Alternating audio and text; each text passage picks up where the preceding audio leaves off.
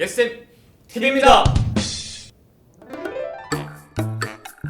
예쌤 TV. 네, 안녕하십니까, 예쌤 TV입니다. 오늘도 저번 시간과 이어서 이제 김수현 선생님하고 이제 김강준 선생님하고 이렇게 해가지고 이어서 얘기를 진행하도록 하겠습니다. 저번 시간에도 예산의 부분에 대해서 이제 계속 얘기하고 있었었는데 중요한 키포인트는 예산 증액이라는 것이 결국은 예술 강사 처우와 직결되는 부분인 거고 결국은 그 직결된 이제 처우가 수업의 질에 대해서도 좀 영향을 미칠 것이다. 그렇기 때문에 우리가 예산에 관심을 가져야 된다 였습니다. 그래서 예산에 편성되는 데 있어서 가장 큰 비중을 차지하는 국고에 대해서 오늘 얘기를 좀 하도록 하겠습니다. 그 예산표를 보니까 오늘 얘기할 정부 예산이 2007년부터 5년째 동결이네요. 2017년부터. 2017년부터. 네, 2017년부터. 그 전까지는 그래도 좀 예산이 매년 올랐는데 좀 이상하네요. 네. 지금 보면은 2016년, 17년까지는 예산이 어쨌든 생각외로 되게 가파르게 올랐고요. 예, 그러다가 이제 지금 문재인 대통령, 문재인 정부 들어선 이후에 예산이 547억 이 수준에서 동결이 된 상태입니다. 예. 그래서 제가 그 예전에 기억나는 게 문재인 대통령이 이제 그 예술 강사 처우에 대한 문제, 그러니까 뭐 건강보험 문제라던가 뭐 다양한 처우 개선에 대한 고용 불안에 대한 걱정에 대한 부분에 대해서 좀 개선하겠다라고 약속했었던 것으로 제가 좀 기억을 하고 있는데. 네, 맞습니다. 후보 시절에 그렇게 약속을 했었죠. 그렇죠. 그래서 저희가 뭐 투표할 때도 이제 그 예술 강사 처우 관련된 것에 대해서 좀 얘기도 하고 그거에 따라서 좀 투표를 했었던 좀 기억도 있는데 비밀 투표잖아요. 그 얘기하면 알 수가. 그러니까 제가 그래서 예산이 이렇게 좀 동결이 되고 했습니다. 그래서 사실 물가 상승 분위기라던가 여러 가지 좀 사실은 지금 같은 시대에 돈의 가치가 점점 시간에 따라서 하락하는 시대 아니겠습니까? 거기서 봤을 때는 예산이 동결됐다기보다 사실 예산이 줄었다라고 보는 게 좀 맞지 않을까 싶은데. 그렇죠. 그리고 물가도 인상이 되고 있고, 그리고 우리가 내는 보험료도 올라가잖아요. 올라가기 때문에 예술 강사 수입은 상대적으로도 줄었는데 절대적으로도 감소한 거죠. 그렇죠. 예. 그렇죠. 그리고 이제 좀 더 설명을 드리면은 기획재정부에서 예술 강사 지원 사업을 일자리 사업으로 편성을 했었어요. 맞습니다. 이제 청년층이나 취업계층에 대한 이제 취업을 더 많이 해야 된다, 예술 강사를 고용할 때 이런 얘기를 했었고, 왜 예술 강사 사업은 일자리 사업인데 왜 청년층 고용 비율이 왜 이렇게 낮냐 그러면서 막 예산을 삭감하려고 막 시도를 했었어요. 맞습니다. 증액도 아니고 삭감? 네. 어이가 없네요. 그 기재부에서 삭감된 예산안을 국회에 올리면 국회에서 다시 이제 살리고, 그러니까 동결을 시키고 이런 과정을 4, 5년째 반복을 해왔었는데요. 다행히 작년 2020년부터 일자리 사업에서는 제외가 됐습니다.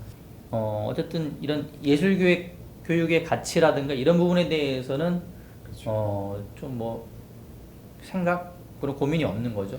이게 학교예술 강사라고 하면 결국 이제 예술을 가지고 교육하는 사람들이고 대상이 학생들인 거잖아요. 그래서 이제 좀 중요시 봐야 될 거는 사실 가장 중요한 거는 학생들에게 얼마나 양질의 교육을 할 수 있는 사람들을 모집하느냐가 일단은 최우선이 돼야 되는 거고 그렇기 때문에 어떤 나이라던가 그런 식으로 제한을 갖다 대기보다는 학생들에게 얼마나 예술에 대해서 전달해 줄 수 있는 사람인 것인지를 이제 확인하는 그런 것에 대한 고민을 좀 해야 되는 부분이라고 생각이 되는데 그런 걸로 따졌을 때는 좀 일자리 사업의 어떤 기준을 대기에는 조금 맞지 않다라는 생각이 좀 들긴 하는 것 같습니다. 네, 그렇습니다. 최근에 그 연극제 예산들도 많이 삭감이 됐더라고요. 특히 이제 정부 기구 중에서 기획재정부, 기재부가 이런 연극제나 문화예술 교육을 이제 바라보는 관점이 경제적 관점, 경제 가치를 얼마나 창출했는지 이런 걸 계속 그런 잣대 자꾸 들이대는 게 문제죠. 거기 가서 한번 예술교육 좀 해야겠네요. 사람들 마음을 다시 좀. 예술교육. 정부 관료들부터 교육을 시켜야 되는데. 그런데 이제 말씀하셨던 것처럼 좀 예술교육 현장에 대한 좀 이해도가 좀 없으신 상태에서 좀 멘트가 나오는 거는 느껴진 것 같긴 해요. 자, 그렇다면 이제 좀 뭐 대안에 대한 얘기도 좀 해야 될 텐데 예산 증액할 수 있는 좀 방법이 있을까요? 예산을 이제 증액하는 방법은 그 정부나 정치권을 계속 만나고 그렇죠. 자꾸 두드려야겠죠. 그렇죠. 특히 이제 내년에는 선거가 있습니다. 대통령 선거하고 지방선거, 지방자치단체장, 뭐 시의원, 뭐 도의원 그런 지방선거가 있기 때문에 잘 활용을 해야 됩니다. 네, 알겠습니다. 또 정치인들이 한껏 민감하겠네요. 네, 그렇죠. 제가 아주 중요한 걸 찾았는데요. 예술 강사 예산이 큰 폭으로 올 때가 있는데 이럴 수가. 야, 대통령 선거 전후네요. 와, 와. 대박 나치네요. 와. 아니 이걸 어떻게 찾아냈죠?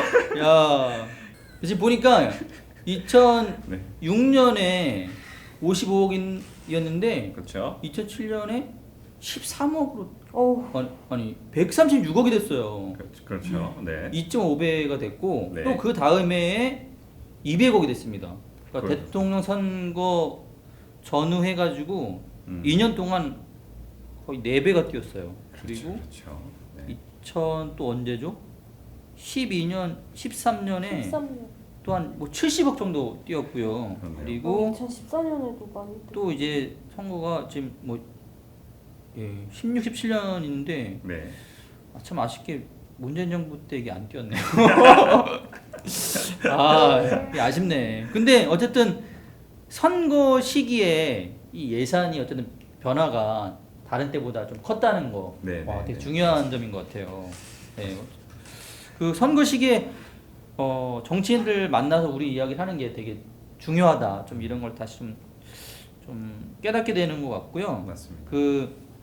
뭐 저도 마찬가지지만 여기 계신 분들도 그 지역에 있는 국회의원이나 또 교육감 또 선거를 하게 되니까 뭐 교육감한테 찾아가셔도 좋고 또 이제 찾아가기가 힘들면은 뭐 국민신문고에 글을 올린다든가 좀 이런 일들을 좀 올해 말에 좀 많이 해야 되지 않을까 좀 이런 생각이 됩니다. 그래서 이제 저희가 선거를 좀 잘 활용해가지고 앞으로 좀 활동을 해야 될 것 같습니다. 오늘 이야기는 여기까지 마무리를 하도록 하겠습니다. 정리 부탁드립니다. 대통령 선거, 지방 선거가 있는 올해와 내년이 예술 강사 사업에 아주 중요한 시기다. 정치인들을 만나거나 국민신문고를 통해 예산 증액을 요구하자. 네, 정리 감사합니다. 이 선거가 굉장히 중요한 것 같습니다. 그래서 올해와 내년에 그 예술 강사 사업이 또 새롭게 도약하는 시기가 되길 바라면서 이만 저희 예스엔TV 마치도록 하겠습니다. 여러분들 감사합니다. 안녕.